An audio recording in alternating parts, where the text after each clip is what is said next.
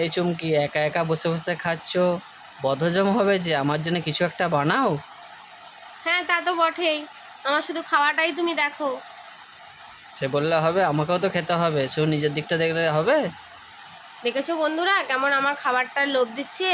চলো এত করে যখন বলছে কিছু একটা বানানোই যাক। চলো কি বানাবো বলো।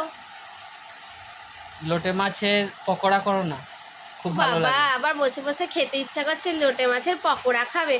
চলো বড়মশাই যখন বলেছে কি আর করব, দেখো কিরকম ভাবে বানাচ্ছি। পরের বার কিন্তু তুমি আমাকে বানিয়ে খাওয়াবে, ঠিক আছে? ঠিক আছে, করো, কত এখন তো তুমি করো। কত যে বানিয়ে খাওয়াবে সে আমার জানা আছে। দেখো বন্ধুরা লোটে মাছ দিয়ে দিয়েছি, এখানে দিয়ে দিলাম ভিনিগার, আর তার সাথে নুন দিয়ে লোটে মাছটাকে মাখিয়ে নিয়েছি। আদা রসুন পেঁয়াজ কাঁচা লঙ্কা গ্রেট করে নিয়েছি, দেখতেই পাচ্ছ।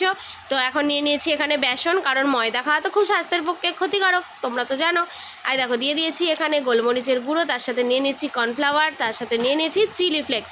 বড়মশাই বললো বসে বসে অর্ডার করতে তো সবার ভাল লাগে বলো, কিন্তু কি আর করব বলো, আমি পিৎজা খাচ্ছি, ও তো পিৎজা খায় না, তো সেই জন্য ওকে লোটে মাছটাই বানিয়ে দিই।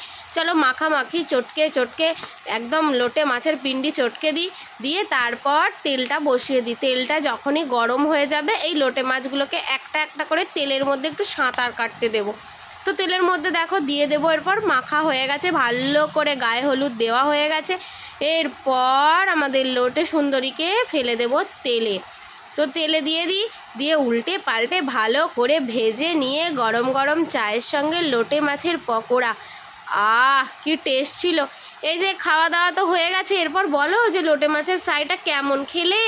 দুর্দান্ত, অপূর্ব, এই লাইফে প্রথম খেলাম এত কোনো একটা সুন্দর জিনিস। হ্যাঁ তা তো বটে, বসে বসে খেলে সবারই এইরকমই ভালো লাগে, বুঝলে বন্ধুরা। দেখো তোমাদের কার কার বর এরকম রিভিউটা দেয় অবশ্যই জানিও।